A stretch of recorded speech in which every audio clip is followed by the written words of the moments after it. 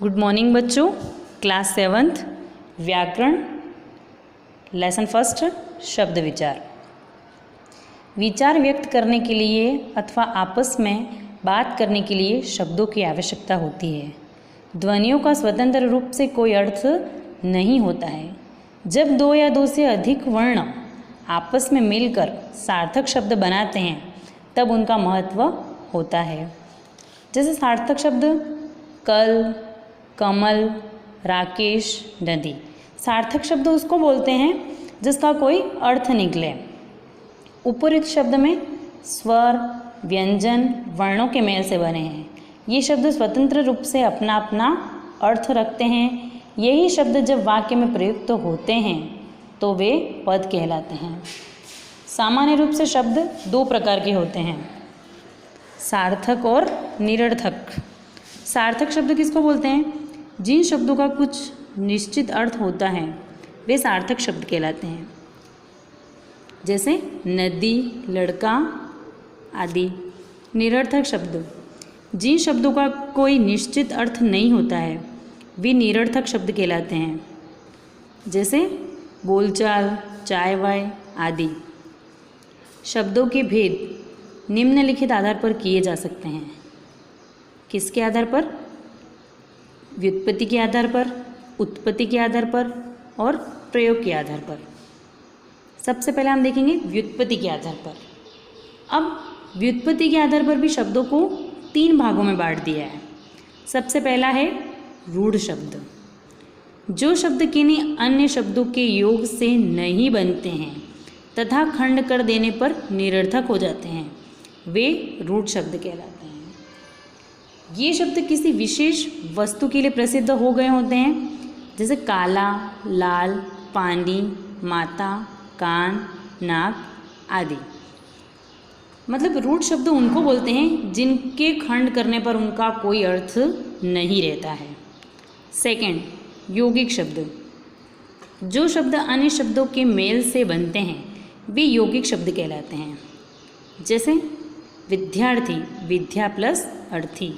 विद्यालय, विद्या प्लस आलय। दूध वाला, दूध प्लस वाला। पीलापन, पीला प्लस पन। पान वाला, पान प्लस वाला। थर्ड, योग रूढ़ शब्द। ऐसे यौगिक शब्द जो सामान्य अर्थ को प्रकट न करके किसी विशेष अर्थ को प्रकट करते हैं योग रूढ़ शब्द कहलाते हैं। जैसे पंकज, मतलब योग रूढ़ शब्द में उसका अर्थ नहीं निकल के अन्य पद में उसका अर्थ निकलता है। जैसे पंकज, तो उसका अर्थ क्या निकलेगा? कीचड़ में जन्मा, परंतु पंकज शब्द केवल कमल के लिए रूढ़ हो गया। हिंदी भाषा में उत्पत्ति के आधार पर 4 प्रकार के शब्द पाए जाते हैं। जैसे तत्सम शब्द, तद्भव शब्द, देशज शब्द, विदेशी शब्द। सबसे पहले हम देखेंगे तत्सम शब्द। संस्कृत भाषा हिंदी भाषा की जननी है। संस्कृत भाषा के वे शब्द जो बिना किसी परिवर्तन के हिंदी भाषा में प्रयुक्त होते हैं तत्सम शब्द कहलाते हैं। जैसे अग्नि, अंध, आशा, दुग्ध, चंद्र आदि है। तत्सम शब्द उनको बोलते हैं जिनको संस्कृत से वैसा ही वैसा ले लिया है, उनमें कोई परिवर्तन नहीं किया गया है। सेकंड, तद्भव शब्द। संस्कृत भाषा से हिंदी भाषा में आते जाते जिन शब्दों में थोड़ा बहुत अंतर आ जाता है वे तद्भव शब्द कहलाते हैं। जैसे आँख, दूध, चांद, खेत, ऊँट, कुआं, घर आदि। तद्भव शब्द उनको बोलते हैं जिनको संस्कृत से लाते लाते हिंदी तक आने में थोड़ा बहुत परिवर्तन हो जाता है, उसको तद्भव शब्द बोलते हैं। थर्ड, देशज शब्द। जो शब्द विभिन्न क्षेत्रों के ग्रामीण जन समुदाय द्वारा निर्मित होकर हिंदी की बोलियों के माध्यम से हिंदी भाषा में आए। देशज शब्द उनको बोलते हैं जो सामान्य बोलचाल में ग्रामीण गांव के लोग प्रयोग में लेते हैं, उनको देशज शब्द बोलते हैं। फोर्थ, विदेशी शब्द। जो शब्द विदेशी भाषाओं अंग्रेजी, अरबी, फारसी, तुर्की, चीनी, पुर्तगाली आदि हिंदी भाषा में आ गए हैं, आदि से हिंदी भाषा में आए हैं। जैसे विदेशों से, विदेशी मतलब कहीं और से लिए हुए शब्द हमारे देश में प्रयोग में लाते हैं, उसको क्या बोलते हैं? विदेशी शब्द। वाक्य में प्रयोग के आधार पर दो प्रकार के शब्द हैं, पहला विकारी और दूसरा अविकारी। विकारी शब्द किसको बोलते हैं?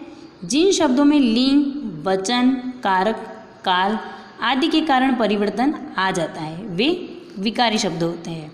विकारी शब्दों में किसी के भी कारण परिवर्तन आ सकता है, उसको विकारी शब्द बोलते हैं, चाहे वो संज्ञा हो, सर्वनाम हो, क्रिया हो या विशेषण हो। दूसरा अविकारी शब्द, जिन शब्दों में लिंग, वचन, कारण, कारक, काल आदि का कोई प्रभाव नहीं पड़ता है तथा एक ही शब्द एक ही रूप में प्रयुक्त होते हैं, वे अविकारी शब्द कहलाते हैं। वे शब्द जिसका अविकारी शब्दों में लिंग, वचन, कारक, काल कुछ भी आ जाए, कोई परिवर्तन नहीं होगा, उसको क्या बोलते हैं? अविकारी शब्द। अब ये तत्सम कौन से और तद्भव, इसकी रीडिंग आपको लगानी है।